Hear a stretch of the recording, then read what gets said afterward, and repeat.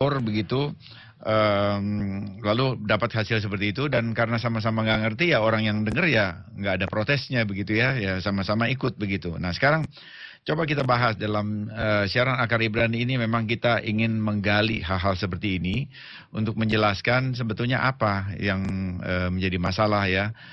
Bahwa kalau ada kesimpulan yang kurang tepat, nah itu bagaimana kita bisa mendapatkan yang lebih tepat. Nah, kita bisa lihat lagi sekarang aspek yang lain dari kontroversi iman versus perbuatan ini dari surat Yakobus. Surat Yakobus pasal 2 ayat 21 dan 24 ya.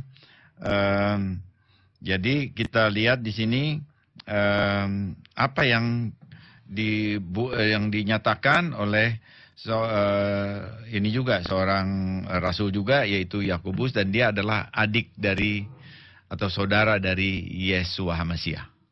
Yakobus pasal 2 ayat 21 sampai 24. Bukankah Abraham bapa kita dibenarkan karena perbuatan-perbuatannya ketika ia mempersembahkan Ishak anaknya di atas mezbah? Kamu lihat bahwa iman bekerja sama dengan perbuatan-perbuatan, dan oleh perbuatan-perbuatan itu iman menjadi sempurna.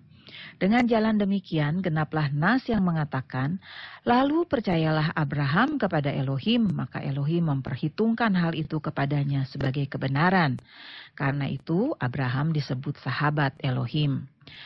Jadi kamu lihat bahwa manusia dibenarkan karena perbuatan-perbuatannya, dan bukan hanya karena iman. Ya, saudara, kita lihat di sini. Nah, ini melengkapi dua sisi dari koin yang sama, ya, iman dan perbuatan. Ya, di sini dikatakan jelas sekali dalam ayat 21 tadi, bukankah Abraham dibenarkan karena perbuatan-perbuatannya ketika ia mempersembahkan Ishak anaknya di atas mezbah. Dan kemudian di ayat 24 dikatakan bahwa kamu lihat bahwa manusia dibenarkan karena perbuatan-perbuatannya dan bukan hanya karena iman. Nah, ya, saudara, di sini ini melengkapi kontroversi itu ya. Tadi di dalam Efesus 2 ayat 8 dan 9 kita nyatakan bahwa ini adalah diselamatkan oleh iman. Bukan hasil usahamu, bukan hasil pekerjaanmu, tapi justru di sini di dalam Yakobus 2 ayat 21 itu dikatakan Abraham dibenarkan karena perbuatan-perbuatannya ketika ia mempersembahkan Ishak, dan manusia dibenarkan karena perbuatan-perbuatannya dan bukan hanya karena imannya. Nah, jadi di satu surat itu kita dibenarkan oleh perbuatan, di tempat yang lain, di surat yang lain dikatakan dibenarkan oleh karena perbuatan dan bukan hanya iman. Nah, lalu bagaimana ini ya? Nah, kalau kita perhatikan dua orang ini, dua tokoh ya, yaitu Paulus dan Yakobus, itu dua-duanya tokoh dalam jemaat yang pertama di Yerusalem. Dan Yakov itu sebetulnya dia adalah dari satu segi ya, dia jadi lebih tinggi karena dia semacam juru bicara dari pimpinan jemaat di Yerusalem. Dia pemegang kata akhir. Karena apa? Karena dia itu adik dari Yesua. Ya, jadi waktu itu para rasul jemaat pertama itu menganggap bahwa keturunan Mesias itu kan keturunan Daud ya, dari garis Yehuda ya. Jadi kalau begitu yang harus memegang penggantinya, memegang jabatan menggantikan Mesias yang mati dan bangkit itu, sudah bangkit naik ke surga, itu harus juga dari garis Yehuda yang sama, yaitu dalam keluarga Yosef, Maryam, sehingga akhirnya posisi itu diteruskan oleh Yakov ya.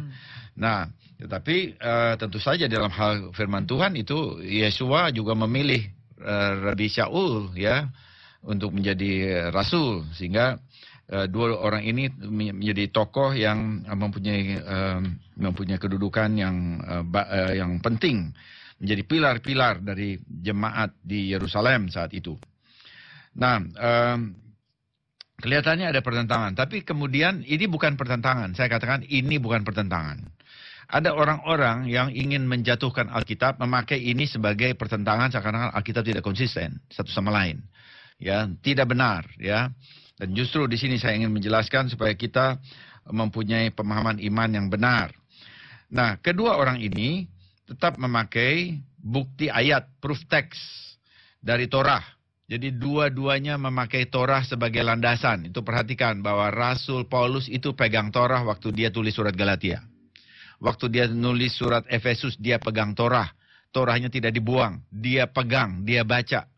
Dan yang dibaca itu adalah versi Yunaninya yang disebut dengan Septuaginta. Kenapa dia pakai Septuaginta? Bukan karena bahasa Ibraninya sudah dilengsarkan, tidak. Karena dia sedang menulis dalam bahasa Yunani, karena itu naskah Yunani yang harus dia pegang. Sama seperti kalau saya khotbah dalam bahasa Inggris, maka saya mesti pakai Alkitab berbahasa Inggris. Nggak mungkin saya pakai bahasa Indonesia. Bisa kacau itu bahasanya, begitu ya. Jadi harus pakai versi yang sama dengan bahasa yang dipakai. Nah, karena dia menulis kepada jemaat Galatia, kepada jemaat Efesus, semuanya jemaat yang mengerti bahasa Yunani, maka ia memakai juga versi Tanak dalam bahasa Yunani yang disebut dengan Septuaginta. Tetapi dia pegang Torah, itu poinnya. Sama dengan Yakobus juga pegang Torah. Nah, sekarang coba kita lihat, kita bahas dulu Paulus ya. Paulus dia memakai Torah untuk menjelaskan posisinya berdasarkan kitab Kejadian pas 15 ayat 6. Ya. Ya, 15 ayat 6 yang bilang begini, lalu percayalah Abraham kepada Tuhan, maka Tuhan memperhitungkan hal itu kepadanya sebagai kebenaran. Ini Torah. Ini bukan hanya kitab Kejadian, ini Taurat ini. Banyak orang yang ngerti ya bahwa kitab Kejadian itu Taurat. Kitab Taurat itu ada 5. Taurat itu artinya pengajaran, bukan hukum.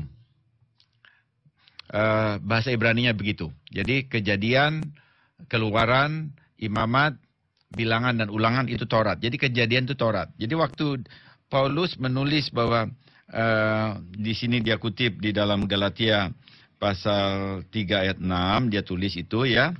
Maka dia sebetulnya sedang menyitir atau mengutip Kejadian 15 ayat 6 yang adalah Taurat. Jadi dia menulis itu dan dia mengatakan apa yang tertulis. Nah, jadi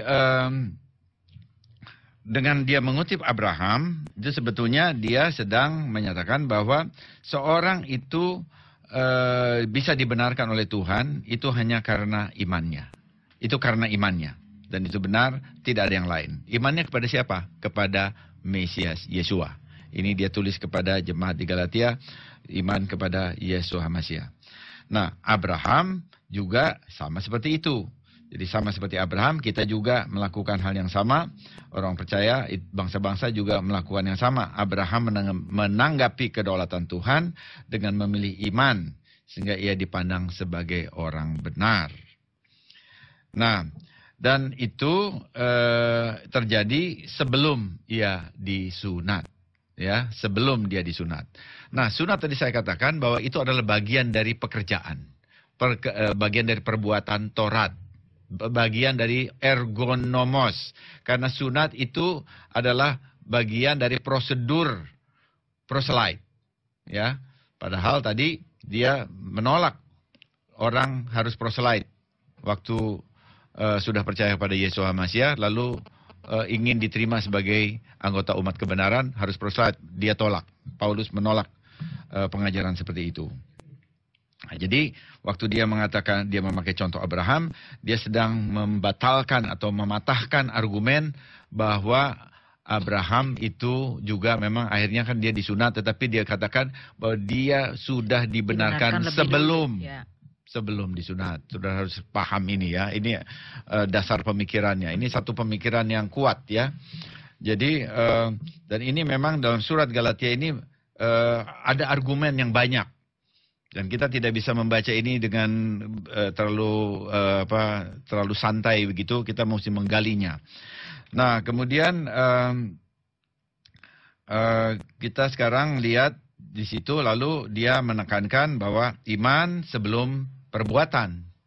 Dan ini baik, perbuatannya apa? Perbuatannya sunat tadi ya. Jadi iman itu ada sebelum perbuatan, dan oleh iman itu orang dibenarkan. Nah, sekarang kita coba lihat kepada kita lihat ini apa yang terjadi ya sebetulnya. Mengapa orang itu menuntut ya, ada jemaat di Galatia itu yang sudah percaya Yesus Mesias, sudah beriman kepada Yesus Mesias, tapi dituntut untuk masuk ke dalam agama Yahudi. Ya, itu karena itu mereka dipengaruhi oleh pengajaran rabinik yang sangat kuat, yang masih kuat sekali di lingkungan orang murid-murid Yesua waktu itu ya, yaitu dari ajaran para rabi, disebut ajaran rabinik ya, Judaism pada saat itu. Jadi mereka percaya bahwa bangsa yang memang membuat perjanjian dengan Tuhan atau yang dipilih itu adalah Israel. Jadi Israel itu bangsa yang melakukan perjanjian dengan Tuhan.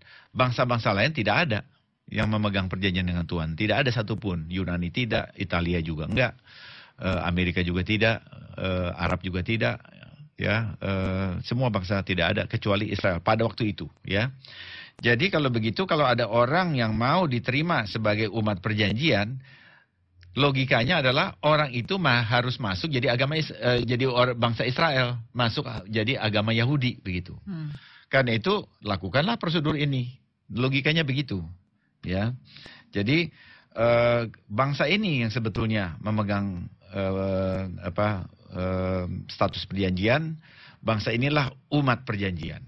Orang lain yang tidak dalam bangsa Israel, di luar Israel, harus masuk ke dalam menjadi bangsa Israel, bangsa Yahudi. Jadi kebenaran kolektif mengakibatkan kebenaran pribadi, gitu ya. Nah, Paulus tidak begitu. Dia melihat, waktu dia pakai contoh Abraham, dia katakan Abraham itu cuma satu orang. Abraham waktu dia dibenarkan, dia tidak bergabung dengan satu kelompok. Tuhan hanya melihat iman pribadinya Abraham. Nah, ini argumennya Paulus. Tuhan hanya melihat iman satu orang, iman pribadi. Dan karena itu, karena dia punya iman secara pribadi, maka dia dikatakan dia dibenarkan. Kemudian anggota keluarganya juga secara pribadi dibenarkan, kemudian keturunan mereka, gitu ya. Sehingga dengan demikian dasar pemahaman Paulus adalah kebenaran individu mengakibatkan kebenaran satu kelompok. Kalau individu-individu itu semuanya itu percaya, maka kelompoknya menjadi kelompok percaya. Bukan kelompok percaya kemudian orang yang kebenarannya kolektif itu mengakibatkan kebenaran pribadi. Jadi ini ada dua cara berpikir yang saling bersilangan ya, bertabrakan. Tetapi Paulus mempunyai basis yang baik, yaitu iman itu mulai dari pribadi. Nah, sekarang coba kita lihat ini apa yang dilakukan oleh yang ditulis oleh Yakobus, ya. Yakobus. Nah, Yakobus dia dalam kontroversi iman versus perbuatan, dia melihat juga Abraham yang sama. Jadi dia melihat Abraham yang sama, tetapi di dalam peristiwa yang berbeda dari kehidupan Abraham. Tadi kita membaca bahwa Abraham itu dibenarkan karena perbuatannya waktu dia mempersembahkan Ishak. Ya. Nah, itu tercatat pada Kejadian pasal 22. Jadi saya ingin katakan ini diambil dari Taurat juga. Karena Kejadian. Yang satu Paulus mendasarkan pernyataannya itu, kesimpulannya itu berdasarkan Kejadian 15 ayat 6. Sementara Yakobus mendasarkan pernyataannya itu, kesimpulannya itu berdasarkan Kejadian pasal 22 ya, pada pasal 22 ketika Abraham mempersembahkan Ishak. Nah, apa yang terjadi ini? Ini harusnya kalau kita lihat begini, tokoh yang sama yang diambil, kemudian dilihat yang satu di pasal 15, yang satu di pasal 22, kita bisa melihat sepertinya ini seperti satu mata uang dilihat dari dua sisi. Ya, jadi Paulus melihat dari satu sisi, misalnya kita misalnya punya koin ya, kita yang satu gambar, yang satu lagi angka. Yang satu melihat gambarnya, yang satu melihat angkanya. tapi mereka sedang memperbincangkan